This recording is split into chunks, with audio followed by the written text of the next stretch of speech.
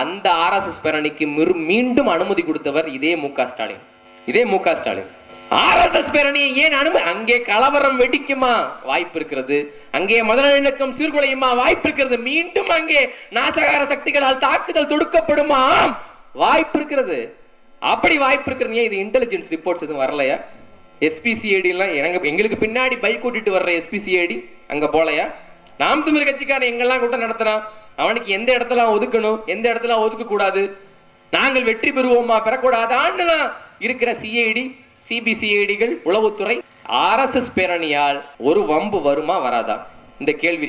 அவர்கள் பேரணி நடத்திய இடமெல்லாம் வம்பு வந்திருக்கிறதா இல்லையா? ஆனால் அப்படிப்பட்ட RSS பேரணிக்கு அனுமதி கொடுக்கிறார் மு.க. ஸ்டாலின். அது மட்டுமல்ல, விநாயகர் சதுர்த்தி ஊர்வலம் நடக்கிறது. நான் ரொம்ப முன்னாடிலாம் சொல்லல, கடந்த 2-3 மாதங்களுக்கு முன்னாடி விநாயகர் சதுர்த்தி ஊர்வலம் நடக்கிறது.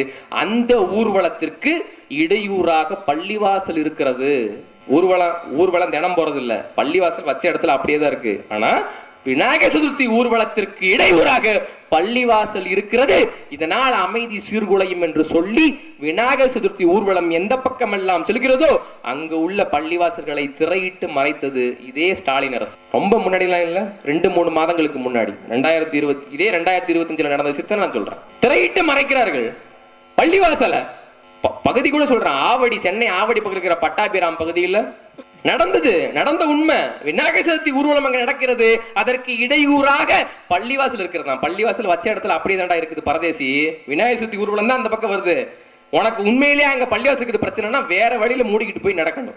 அதான அது ஊர்வலமா இல்ல கலவரமா? ஊர்வலம் நம்ம ஊர்லயும் தான் திருவிழா நடக்குது.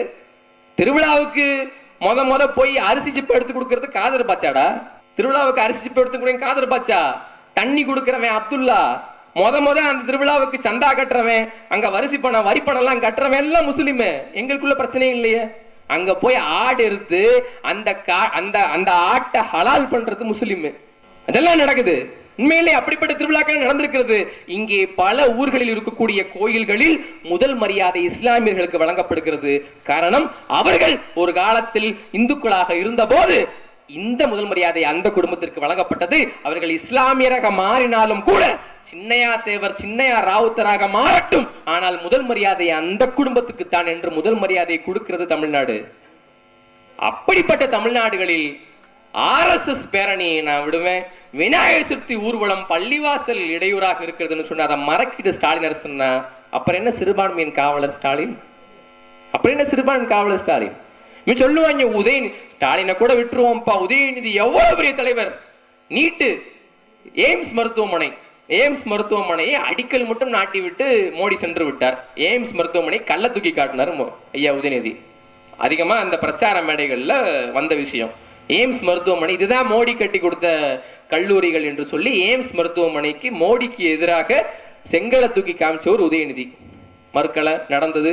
அதே தேர்தலுக்கு பிறகு, ஆட்சிக்கு வந்ததுக்கு பிறகு ஐயா TR பாலு அவர்கள் அங்க டெல்லியில ஒரு பேட்டி கொடுக்கிறார். 11 கல்லூரிகளை தங்கத்தட்டில் வைத்து மோடி நமக்கு கையெழுத்திருக்கிறார். இதற்கு நாம் நன்றி பாராட்ட வேண்டாமா? சொன்னது TR பாலு. இங்க அடிக்கல் மட்டும் நாட்டி வச்சுட்டு போனார். நான் எதிர்ப்பு, மோடி எதிர்ப்பு. அங்க 11 கல்லூரிகளை மோடி தந்திருக்கிறார், நாங்கள் நன்றி பாராட்டுகிறோம். அதை வேணான்னு சொல்றீங்களா? கேட்டவர் TR பாலு. எத்தனையோ சட்டங்கள், ஜிஎஸ்டின்னு ஒரு இது, நம்ம எல்லாம் வாட்டி வதைக்கிற ஜிஎஸ்டிங்கிற ஒரு வரி சட்டம். இன்னைக்கு விலைவாசி கூடியதற்கு காரணம் அதே ஜிஎஸ்டி. தங்க விலை அதிகரித்திருக்கிறதுக்கு முக்கிய காரணம் ஜிஎஸ்டி. ஏன்னா பல பேருடைய முதலீடுகள் என்பது மாறி போச்சு. அதனாலதான் மாறி போச்சு. எல்லாரும் தங்கத்துல இன்வெஸ்ட் பண்ண ஆரம்பிச்சா தங்க முதலீடு அதிகரிச்சு, தங்க விலை கூடுச்சு. விலைவாசி உயர்வதற்கு காரணம் ஜிஎஸ்டி. இந்தியா முழுக்க ஒரே வரி இந்த ஜிஎஸ்டி. இந்த மசோதா தாக்கல் செய்த போது இதுக்கு ஆதரித்து வாக்களித்தது திமுக. இதே ஜிஎஸ்டி அமல்படுத்தியதற்கு காரணம் இதே தமிழகத்தில் இருக்கக்கூடிய திமுக. தங்களுடைய அத்தனை அமைச்சரவை பெருந்தகைகளையும் திமுக ஜிஎஸ்டிக்கு ஆதரவாக வாக்களிக்க சொன்னது. ஜிஎஸ்டி மட்டுமா, NIA தேசிய புலனாய்வு அமைப்பு அதை ஆதரித்து. தேசிய புலனாய்வு அமைப்பு என்பது அச்சுறுத்தலாக இருக்கும். யாருக்கு? தமிழ் போராளிகளுக்கும் இஸ்லாமியர்களுக்கும் அச்சுறுத்தலாக இருக்கும். பல பேரை கைது செய்து அவர்களுக்கு வன்முறையாக நடவடிக்கை எடுப்பதற்கு காரணமாக NIA இருக்கும். ஆம், சொல்வது இவர்கள். ஆனால் அதை ஆதரித்து வாக்களித்து NIA என்று ஒன்று உருவானதுக்கு காரணம் இதே திமுக. அப்புறம் என்ன, Stalin is more dangerous than Karunanidhi. டேஞ்சரஸ்னா யாருக்கு டேஞ்சரஸ்? மோடிக்கு டேஞ்சரஸா இல்ல முஸ்லிம்களுக்கு டேஞ்சரஸா? எனக்கு முன்னாடி பேசுறதுல சொன்னார்கள்ல, இசை வேளாளர் என்ன கொட்டடிச்சுக்கிட்டு விவசாயம் பார்ப்பானான்னு. இசை வேளாளர் பெரும்பான்மை, இஸ்லாமியர் சிறுபான்மைன்னு சொல்ல வாய் கூசல. நீ சிறுபான்மை, அப்ப அவன் என்ன பெரும்பான்மை புடுங்கிய? அதெல்லாம் ஏன் கேட்கல? ஸ்டாலின் வீட்டிலேயே அத்தனை அமைச்சிருக்கிறார். இந்த இஸ்லாமியர்களுக்கும் கிறிஸ்தவர்களுக்கும் தேவருக்கும் தேவேந்திரருக்கும் பறையருக்கும் கல்லருக்கும் மரவருக்கும் அகமுடியாருக்கும் நாடாருக்கும் செட்டியாருக்கும் கோணாருக்கும் ஏன் அத்தனை அமைச்சர் இல்ல அப்படின்னு எவனாவது கேட்கிறானா? எவனாவது கேட்கிறானா? அப்புறம் என்னடா தேவேந்திர குல வேளாளர் பட்டியலில் இருந்து வெளியேற்றுங்கள்னு சொல்லி பல வருடங்களாக கோரிக்கை இருக்கிறது. எங்கள் மீது உள்ள இந்த SC ST பட்டியலை துடைத்து விடுங்கள், அது எங்களுக்கு தேவையில்லை. அதே அந்த கோரிக்கையை வலியுறுத்தி ஒரே ஒரு கட்சி தமிழ்நாட்டில் ஆர்ப்பாட்டம் நடக்கிறது, பொதுக்கூட்டம் நடக்கிறது. இங்கே பொதுக்கூட்டம் நடத்தியது முக்கியம் இல்லை, பொதுக்கூட்டத்தினுடைய வாசகம் மிக முக்கியம். தேவேந்திர குல வேளாளர் எங்களை பட்டியலிருந்து வெளியேற்றுங்க. இதை சொன்னது தேவேந்திர குல வேளாளர்களே இல்ல, தேவேந்திர குல வேளாளர் உங்களை இல்ல, தேவேந்திர குல வேளாளர் எங்களை பட்டியலிருந்து வெளியேற்றுங்கள் என்று சொன்ன ஒரே தலைவர் செந்தமிழன் சீமான். எல்லாருக்குமான தமிழ் சமுதாயத்தில் எல்லோருக்குமான உள்ளடக்க அரசியலை செய்வது இங்கே தமிழ் தேசியவாதிகள் நாங்கள் தான். ஆனால் நாங்கள் பிரிவினைவாதிகள், நாங்கள் அடக்குமுறையாளர்கள், நாங்கள் பாஜகவின் பி டீம் என்றால் இதை எந்த விதையும் செய்யாம, யாருடைய கோரிக்கைக்கு மதிப்பளிக்காம, இஸ்லாமியர்களுக்கான எந்த விதமான பாதுகாப்பையும் வழங்காம, ஏன் இஸ்லாமிய சிறைவாசிகள் பஞ்சாயத்துன்னு ஒண்ணு போய்கிட்டு இருக்குது. அப்பாவி சிறைவாசிகளை உள்ளே வைத்திருக்கிறோம் என்று சொன்னவர் இதே திமுக தான். அப்பாவி சிறைவாசிகள் சொல்லி அப்புறம் என்ன, அப்பாவினாலே முடிஞ்சு வச்சு. அப்பாவி என்ன மையத்துக்குள்ள வச்சிருக்க? என்ன மையத்துக்கு அப்பாவி உள்ள வச்சிருக்க? வெளியில விட வேண்டியதானே. ஒரு ஒப்புக்கு 4-5 பேரை ரிலீஸ் பண்ணாங்க, ஒரு ஒப்புக்கு 4-5 பேரை விடுதலை செய்தார்கள். சிறைவாசிகள் இன்னும் உள்ளே தான் இருக்கிறார்கள். வெளியே தெரிந்து கொண்டிருக்கின்ற தெருவாசிகள் தொடர்ந்து ஸ்டாலினுக்கு ஓட்டு போறதுக்கு காரணம் என்ன? உங்கள் கோரிக்கை ஸ்டாலின் சிறைவாசிகளை விடுதலை செய்வார், ஸ்டாலின் இஸ்லாமியர்களுக்கு பாதுகாப்பாக இருப்பார். அதான் இல்லடா புடுங்கி, அதான் இல்ல. திரும்பி ஸ்டாலின் தான் வாக்கு போடுவேன்னா, நமது வக்ஃப் நமது உரிமை. எல்லா பள்ளிவாசலிலும் வாசகம், நமது வக்ஃப் நமது உரிமை. நமது வாக்கு யாருடைய உரிமை? யாருக்கான உரிமை? வாக்கு நம்ம உரிமை இல்லைன்னு மறுக்கல. வாக்கு என் வாக்கு என்றாலே, இஸ்லாமிய சமூகத்தின் வாக்கு என்றாலே அது திமுகவிற்கு மட்டும்தான் என்று சொல்வதற்கு யார் உங்களுக்கு அதிகாரம் கொடுத்தா? யார் அதிகாரம் கொடுத்தா? அது இவ்வளவு அப்படி சொல்ற மயிராண்டிங்க நீங்க ஏன் இதெல்லாம் ஸ்டாலின் செஞ்சாருன்ற விளக்கத்தை கொடுத்துட்டு சொல்லணும். அதான நியாயம். நான் அப்படிலாம் சொன்னப்பா ஸ்டாலின் செய்வார்னு, இந்த வாட்டி செஞ்சிருவார், அந்த விளக்கம் கூட கிடையாது. மறுபடியும் மதவரி கும்பல்களுக்கு எதிராக மத நல்லிணக்கத்தை நிலைவாற்றுவதற்காக மதச்சார்பற்ற கூட்டணிக்கு நம்முடைய வாக்குகள் சிந்தாமல் சிதறாமல் விழுந்து விட வேண்டும் என்று சொல்கின்ற இஸ்லாமிய பிரதிநிதிகள் ஏன் ஸ்டாலின் RSS பேரணியை அனுமதித்தார்? ஏன் ஸ்டாலின் இன்னும் சிறைவாசிகளை விடுதலை செய்யவில்லை? ஏன் திரையிட்டு மூடினார் பள்ளிவாசலை? விநாயகர் சதுர்த்தி ஊர்வலத்துக்கு அனுமதி கொடுத்து ஏன் திரையிட்டு மூடினார்? ஏன் பிரியாணி திருவிழாவில் பீஃபுக்கு தடை? ஏன் மாட்டுக்கறிக்கு தடை பீஃப் திருவிழாவில்? நீங்கள் தான் சிறுபான்மை காவலர்களாச்சு, பிரியாணி திருவிழா நடத்தி பீஃப் பிரியாணி போட்டு எல்லாருக்கும் ஊட்டி விட்டுருக்கலாமே. யாரு கேட்க போறோம்? எல்லா அதிகாரத்தையும் குவித்து வைத்திருக்கக்கூடிய ஆட்கள் நீங்கள். திருப்பரங்குன்ற மலையில் அப்படி ஒரு சூழல் உருவாகியதற்கு ஸ்டாலின் தான் காரணம். ஏன் அவர் காரணம் இல்லை? ஏதாவது ஒரு முட்டுக்காவது ஏதாவது சொல்லிட்டு ஓட்டு கேளுங்கடா. முட்டுக்கு ஒரு வெறும் முட்டுக்கு கூட ஏதாவது ஒண்ணு சொல்லிட்டு ஓட்டு கேட்டு இருந்தா பரவாயில்ல. அந்த முட்டும் இல்லாமல் திரும்ப வேற வழியே இல்லை, நாம் திமுகவுக்கு தான் வாக்களிக்க வேண்டும் என்றால் வேற வழி உனக்கு இல்லைன்னா முட்டுச்சத்துல முட்டிச்சாகு. எனக்கு இருக்குதுல வழி, எனக்கு வழியும் இருக்குது, என் நெஞ்சு முழுக்க வழியும் இருக்குது. அந்த திமுகவின் அடிமை ஊப்பியாக இருப்பதற்கு நான் தயாராக இல்லை. நாங்கள் அதை எப்போதோ கடந்துட்டோம்.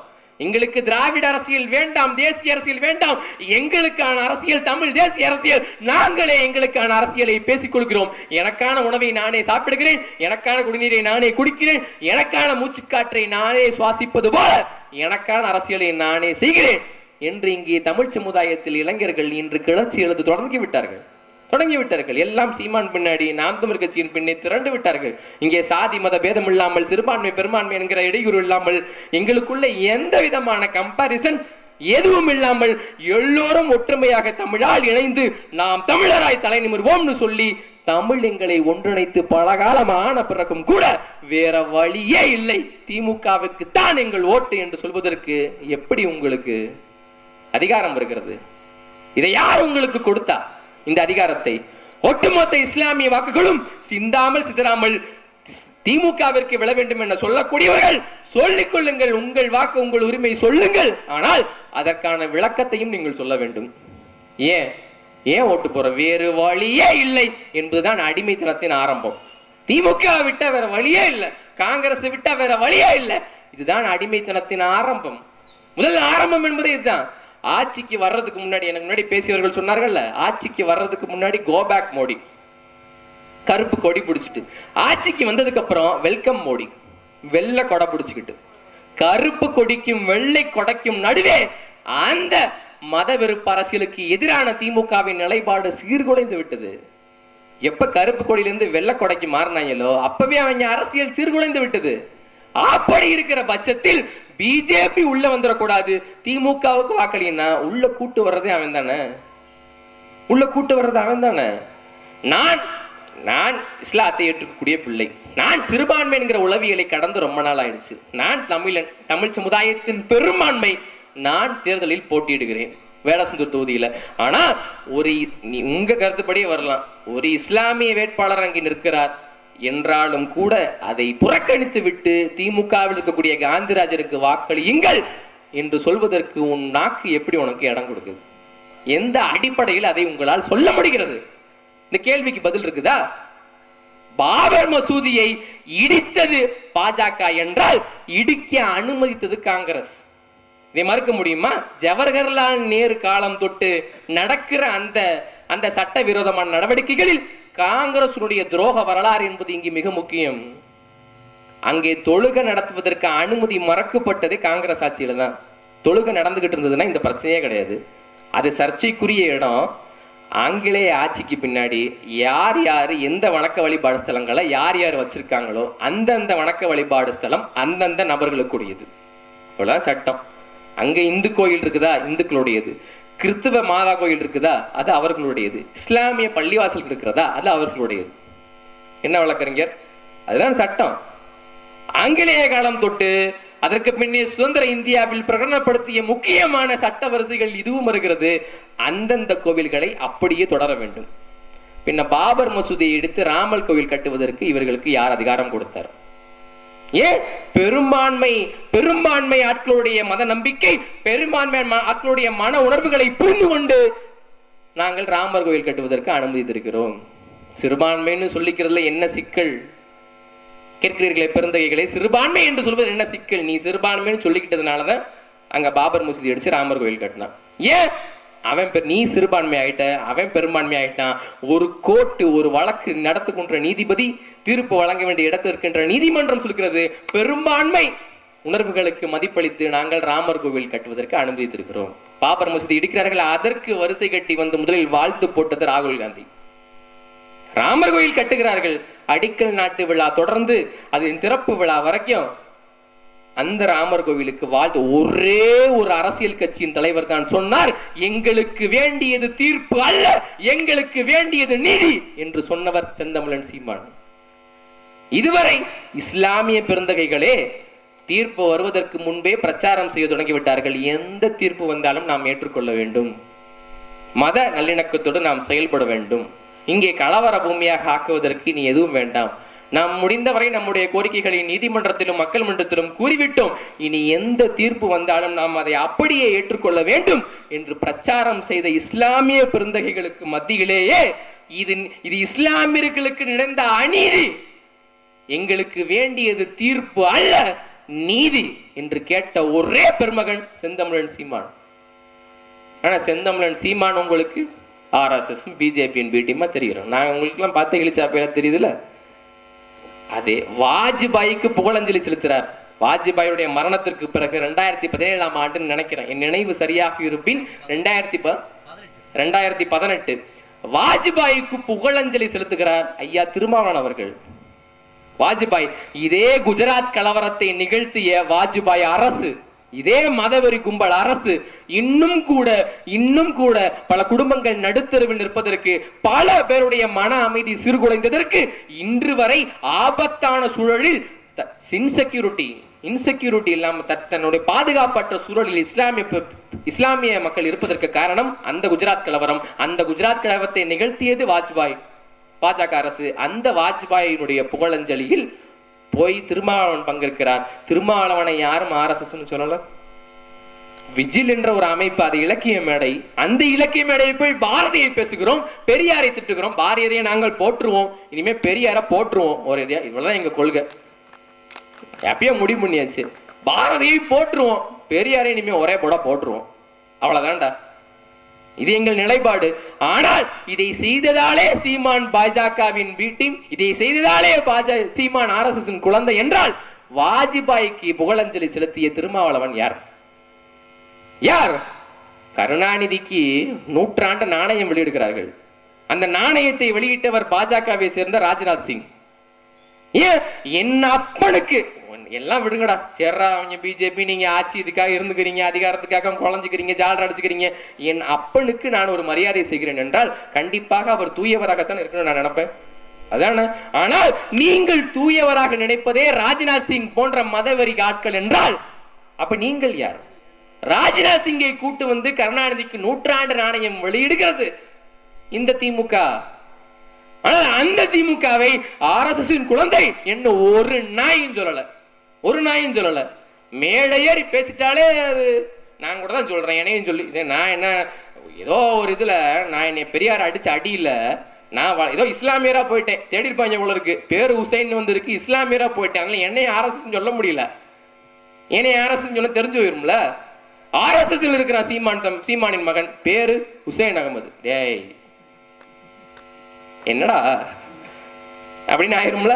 சொல்ல முடியல அவங்களால, வேற வழி இல்ல, கேட்டுதான் ஆகணும். அதுதான் அவங்க கண்ணை உதிர்த்தது. இன்னைக்கு இஸ்லாமியர்கள் பலர் சீமானுக்கு ஆதரவாக செயல்படுகிறார்கள் என்பது அவர்கள் கண்ணை உறுத்துகிறது. அதனால் அவர்கள் கட்டி அவிழ்த்து விடுகின்ற அவதூறு பாஜகவின் பி டீம், RSS குழந்தை என்பது.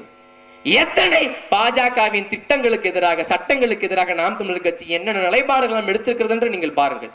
யார் பாஜகவின் பி டீம் என்று இடும்பாவனம் கார்த்திக், என்னுடைய அண்ணன் இடும்பாவனம் கார்த்திக் ஒரு புத்தகமே போட்டோம். பல மேடைகளில் நாங்கள் பேசியாச்சு யார் பாஜகவின் பி டீம்னு. அப்பட்டமா தெரியுது திமுக தான் பாஜகவின் பி டீம், திமுக தான் பாஜகவின் மெயின் டீம். ஏன் அத்தனை அரசியல் மதவெறி அரசியலையும் செய்தது பாஜக என்றால் அதற்கெல்லாம் அனுமதித்தது திமுக. அவ்வளவுதான். குத்துனது அவன், குத்த விட்டது இவன், அதோட முடிஞ்சிருச்சு. ஆனால் திமுகவின் மீதோ ஸ்டாலின் மீதோ எந்த விதமான வெறுப்பரசியலும் காட்டாத இந்த சிறுபான்மையினர் ஊப்பிகள், இந்த இஸ்லாமிய சகோதரர்கள் சீமான் மீதும் நாம் தமிழர் கட்சியின் மீதும் தொடர்ந்து இதே அவதூறை சொல்வது என்பது எங்களுக்கு நல்லதோ இல்லையோ உங்களுக்கு நல்லதே கிடையாது. யார் நண்பன் யார் எதிரி என்கிற விளக்கம் வேண்டும். இஸ்லாமியர்களுக்கு இதுவரை யார் எதிரி என்பதில் எந்த சிக்கலும் இல்லை. அவர்கள் முடிவு செய்து விட்டார்கள், பாஜக தான் எங்களுடைய எதிரி முடிவு செய்து. ஆனால் யார் நண்பன் என்பதில் பிரச்சனை இருக்கிறது. யாருக்கு பயந்து யாருக்கு பின்னாடி போய் ஒளியலாம் அப்படிங்கறதுல இன்னும் கருத்து சரிவா வரல. பாஜகவுக்கு பயந்து திமுகவுக்கு ஒளிஞ்சிங்கன்னா ஒரு நாள் RSS காரன் ரோட்ல போட்டு வெட்டுறத யாராலையும் தடுக்க முடியாது. ஒரு நாள் ரோட்ல போட்டு RSS காரன் வெட்டுவான். அன்னைக்கு நினைப்ப அந்த பயலுக்கு அப்பவே சொன்னாங்க, நான் அப்பவே கேட்டிருக்கலாம் அப்படின்னு அப்ப நினைச்சு பிரயோஜனம் இல்ல. ஏன் நான் பேசுற பேச்சுக்கு உனக்கு முன்னாடியே நான் வெட்டு வாங்கியிருக்க கூடும், இல்லையே பல பேரை நானே வெட்டி இருக்க கூடும். அதனால தெரியல. இன்றே புரிந்து கொள்ளுங்கள், உங்களுடைய நண்பன் யார்? இஸ்லாமிய சகோதரர்களுக்கு நான் சொல்லுகிறேன், உங்களுடைய நண்பன் யார்? யாருக்காக வக்ஃபு வாரிய சட்டம் திருத்த சட்டம் நடக்கிறது? வக்ஃபு வாரிய திருத்த சட்டத்தை கொண்டு வந்தது யாரு? பாஜக. ஏன் வக்ஃபு வாரிய திருத்த சட்டத்தில் என்ன பிரச்சனை? பல வக்ஃபு சொத்துக்கள், பள்ளிவாசலுக்கும் தர்காக்களுக்கும் இஸ்லாமியர்களுக்கும் சொந்தமான பல சொத்துக்கள் பாஜகவால் கையாள செய்யப்படும், அதிகார வர்க்கத்தினர் கையாளல் செய்யப்படும் என்பது இங்கே குற்றச்சாட்டு. வக்ஃபு வாரிய திருத்த சட்டத்தை கொண்டு வந்தது பாஜக என்றால் பல வக்ஃபு சொத்துக்களை அபகரித்து வைத்திருக்கிறது திமுக. திருச்சியில் நேரு அவர்கள் அபகரித்து வைத்திருக்கிற சொத்தே பல 100 ஏக்கர்.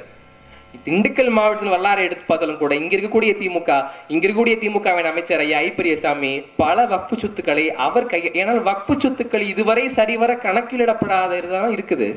அது நிறைய குளறுபடிகள் இருக்குது. 90% சொத்துக்கள் கணக்குள் வந்திருக்க கூடும் என்று சொல்கிறார்கள். பல சொத்துக்கள் இன்னும் கணக்கில் வராமல் தான் இருக்கிறது. திருத்த சட்டத்தை கொண்டு வந்தவன் பாஜக, அதனால அதை எதிர்த்து போராட்டம். திருடி வச்சிருக்கவன் திமுக. நமது வக்ஃப், நமது உரிமை, பாக்கெட்டுக்குள்ள வச்சிருக்கலாம் அவன் காசு. என் காசு திருடி வச்சுக்கிட்டு எனக்காக நியாயம் கேட்கிறான்னா இதெல்லாம் என்ன? வக்ஃப் சொத்தை ஆட்டை போட்டு வச்சுக்கிறது திமுக அமைச்சர்கள் தான். பல நூறு ஏக்கர் மாவட்டத்தில், நான் தெளிவாகவே சொல்கிறேன், மாவட்டத்துக்கு பல நூறு ஏக்கர்களை அபகரித்து வைத்திருப்பது திமுக பிரமுகர்கள். ஆனால் அதே வக்ஃப் சொத்தை பாதுகாப்பதற்கு திமுகவிடமே செல்கிறீர்கள் என்றால் உங்களை வழி நடத்துவது யார்? அதுதான் இங்க பிரச்சனை. இதே இஸ்லாமியர்களுக்கு அவர்களுடைய பள்ளிவாசல், அவருடைய தொழுகை, அவருடைய நோன்பு, அவர்கள், அவர்களுடைய குடும்பம், அவர்களுடைய, அதை தவிர்த்து அவர்களுக்கு ஒன்றும் தெரியாது. பாவம், ஒன்றும் தெரியாது. தனக்கென்று யாருக்கும் நாம் இடையூறு தராத ஒரு அமைதியான வாழ்க்கை, அதுவே அவர்களுக்கு போதும். அப்படித்தான் 5 வேளை தொழுகையை விட்டா எதுவும் தெரியாது. அதுல ரொம்ப சம்பாரிச்சிட்டாங்கன்னா ஏழை ஏழைகளுக்கு கொடுக்கிற ஜக்காத்து கொடுப்பாங்க. இதே ரமலான் மாதங்களில் நோன்பு வைக்கக்கூடிய கூடங்களில் இஸ்லாமியர்களை விட அதிகமாக அங்கே கஞ்சி வாங்கி பருகுவது மாற்று மதத்தை சேர்ந்த சகோதரர்கள் தான். அவ்வளவு மதநலக்கத்தோட வாழ்கிறவர்கள் தான். பாவம், தனக்கான காசை தனக்கு போக அவர்களுக்கு கொடுக்கணும். இதே இஸ்லாமிய கல்லூரிகள், நிறைய கல்லூரிகள் வக்ஃப் சொத்தில் கட்டப்பட்டிருக்கிறது. அந்த கல்லூரிகள் எல்லாம் இஸ்லாமியர்கள் தான் படிக்க வேண்டும் என்கிற எந்த நிபந்தனையும் இல்லை. எல்லாரும் சேர்ந்து வரலாம், எல்லாம் நல்லவர்கள் தான். ஆனால் அவர்களை வழிநட இஸ்லாமியர்கள் இங்கே அப்பாவிகளாக இருக்கிறார்கள். அவர்களை வழிநடத்தக்கூடிய தலைவர்கள் அயோக்கியர்களாக இருக்கிறார்கள்.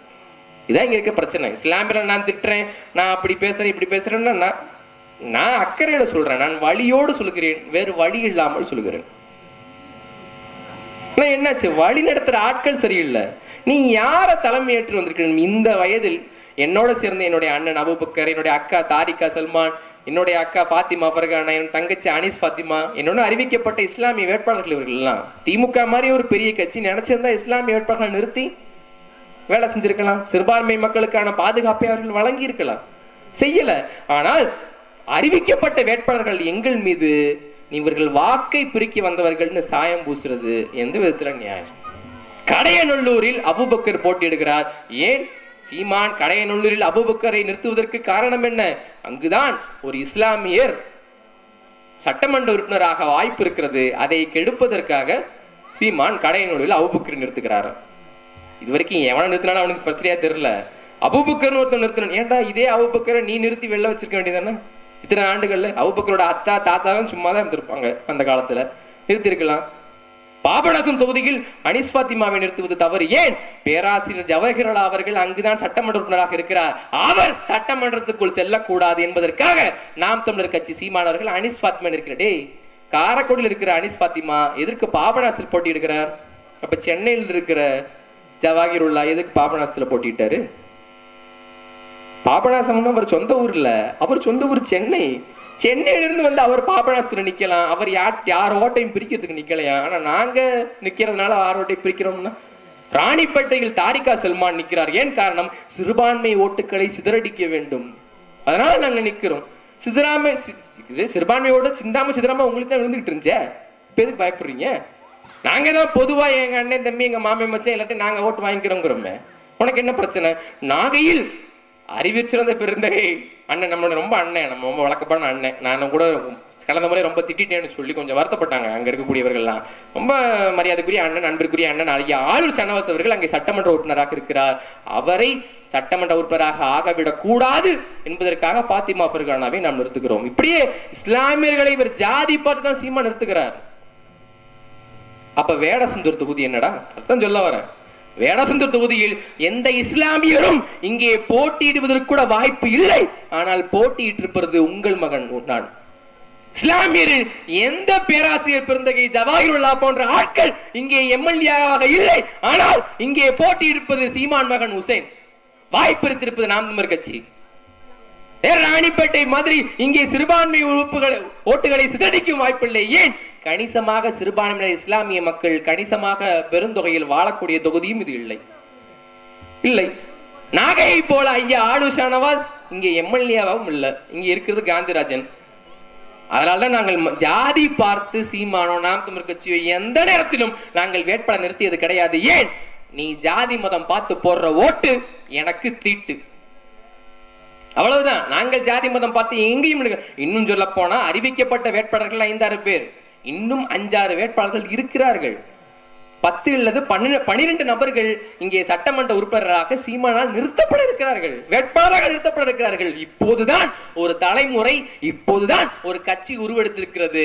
இவ்வளவு நாட்களாக சிறுபான்மை பிரிவு என்று தீண்டத்தகாத இடத்தில் வைத்திருந்த இஸ்லாமியர்கள் முதலாக மேடை ஏறி முதலாக தேர்தல் களம் காண்டு நாங்கள் தமிழ் சமுதாயத்தின் பெரும்பான்மையினர் எங்களுக்கு வாக்களியுங்கள் என்று பிரதிநிதித்துவத்தை கேட்டு போராடி இப்போதுதான் ஒரு தலைமுறை இந்த இடத்திற்கு வந்திருக்கிறது.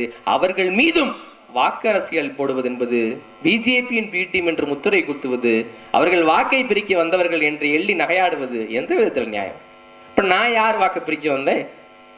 நான் யார்? மொத்த இஸ்லாமியனும் சேர்த்து இந்த ஒத்த இஸ்லாமியனுக்கு ஓட்டு போட்டாலும் நான் ஜெயிக்க முடியாதுல்ல.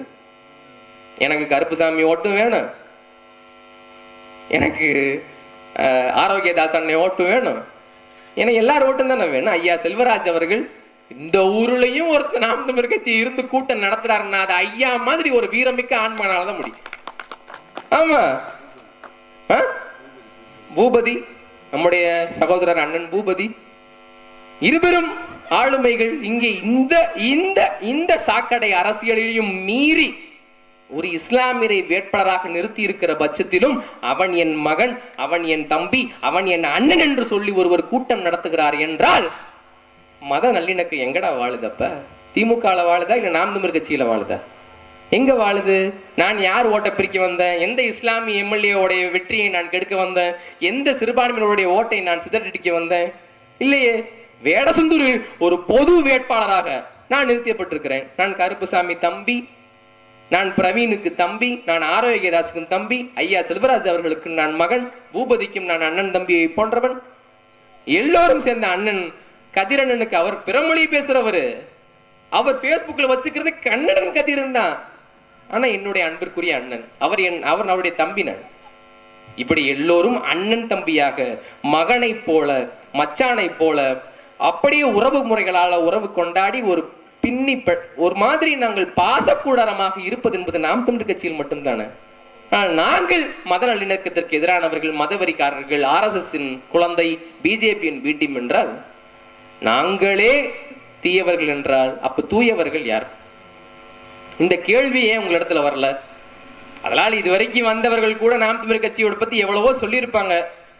எவ்வளோ ஐயா காகிதம் இழுத்தவர்கள் அன்றே சொன்னார், நீங்கள் இஸ்லாம் எங்கள் வழி, இன்ப தமிழே எங்கள் மொழி அப்படின்னு.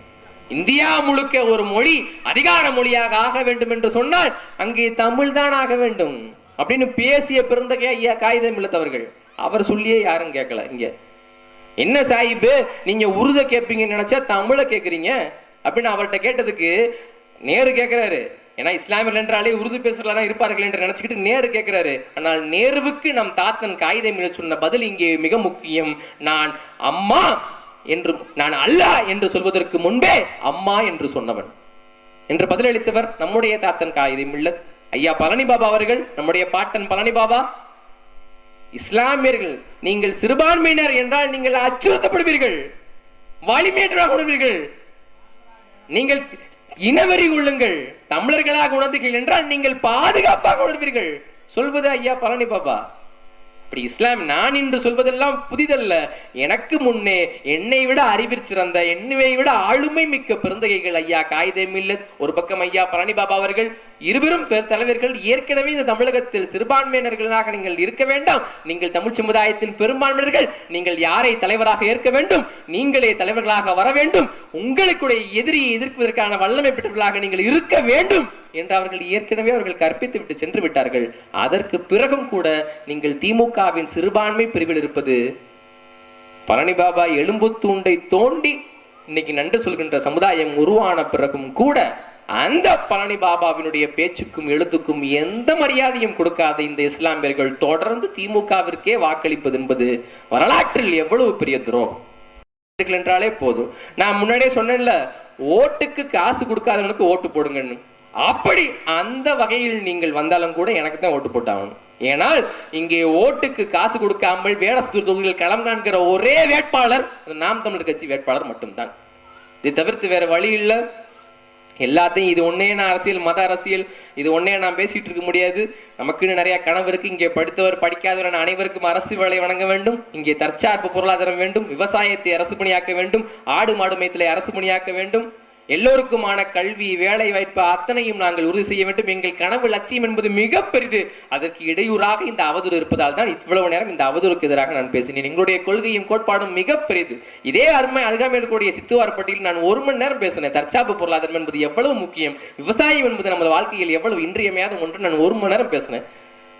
இருக்கு எங்களுடைய கனவும் லட்சியம். இந்த அவதூறுகளை எல்லாம், இந்த அற்ப அரசியல்கள் எல்லாம் தாண்டி ஒரு தூய அரசியல், ஒரு கருத்தியல் யுத்தம், ஒரு கொள்கை, ஒரு கோட்பாடு, எங்களுக்கான கனவு லட்சியம், எங்களுக்கான லட்சிய பசி என்பது ரொம்ப அதிகம், ரொம்ப அதிகம்.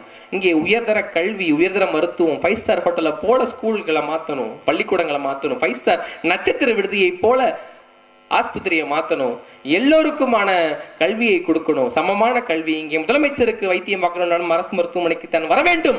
கடைக்கோடி ஒரு மனிதருக்கு பிரச்சனை என்றாலும் அவரும் அரசு மருத்துவமனைக்கு தான் வர வேண்டும் என்கிற சட்டம். மரத்தை பாதுகாக்க வேண்டும். மழை அது பூமி தாயின் முளை, அது இல்லையேல் ஏது மழை, அதற்காக நீ உழை என்று நாங்கள் பல தத்துவங்களை வைத்திருக்கிறோம். மழையை பாதுகாக்கணும், மழை இல்லைன்னா ஏது மழை, ஆறை பாதுகாக்கணும், ஏரியை பாதுகாக்கணும், குளத்தை பாதுகாக்கணும். இப்ப எங்க அண்ணன் கூட சொன்னாரு, குளத்தை குப்பை மேடை ஆக்கி வச்சிருக்கான்னு. அந்த குப்பைகளுக்கெல்லாம் ஓட்டு போட்டா அவன் குப்பையாத்தான் ஆக்குவான். நல்ல பயிர்களுக்கெல்லாம் ஓட்டு போட்டிருக்கணும். எவ்வளவு லட்சியங்கள் என்ன இருக்கிறது. இந்த அவதூறுகளை கடந்தாவது திறனாய்வு செய்து பாருங்கள். போய் திரும்பி நான் போய் பாஜக பிடிஎம் நான் இல்ல எல்லா இடத்துலயும் போய் சொல்லிட்டு இருக்க முடியாது. இதே வேலை கிடையாது எங்களுக்கு. இதை தாண்டி பேசுவதற்கு ஆயிரக்கணக்கான கருத்தியல், அரசியல், ஆயிரக்கணக்கான கொள்கை கோட்பாடுகள் எனக்கு இருக்கும்போது நான் ஏன் என் நேரத்தை நீங்கள் வீணடிக்கிறீர்கள்? நான் திரும்ப வந்து நான் பாஜகவின் பிடிஎம் இல்ல, நான் RSS குழந்தை இல்ல, நாங்கள் எவ்வளவு நல்லவர்கள் தெரியுமா நான் புரிவிங்க. நீ இல்ல புரிஞ்சிருக்கணும் இல்ல. அதான் அந்த என்னுடைய அப்பா அடிக்கடி சொல்றதுதான், ஒருத்தன் ரொம்ப நல்ல வயலா இருப்பேன், ரொம்ப அநியாயத்துக்கு நல்லவனா இருப்பான், எந்த கெட்ட பழக்கம் இல்லாதவனா இருப்பான், தன் கட்டிய மனைவியை தவிர தன் காதலியை தவிர யாரையும் நிமிர்ந்து பார்க்க கூடாதுன்னு இருப்பான், அவ்வளவு ஒழுக்கமான இருப்பான். ஆனா அவனை எந்த பொண்ணும் காதலிக்காது. ஒருத்தன் கஞ்சா குடிக்கையா இருப்பான், திமுக மண்ணளி திங்கிறவனா இருப்பான், திருட்டு பயலா இருப்பான், அதே திமுக கவுன்சிலரா இருந்து பல கோடி ரூபாய் சேர்க்கிறவனா இருப்பான், படிச்சவனா இருக்க மாட்டான், கண்ட பொறுக்கி கம்னாட்டி எல்லாரும் அவனுக்கு போய் தேடி லவ் பண்றது. நான் கட்டினா உன்னதான் கட்டு, நாசமா போ. இப்ப நான் என்ன செய்ய முடியும்? சொல்ல முடியும், காலமறிந்து கூவுமாம் சேவல், கவுத்தி போட்டாலும் கணக்கா கூவுங்கிறாங்க.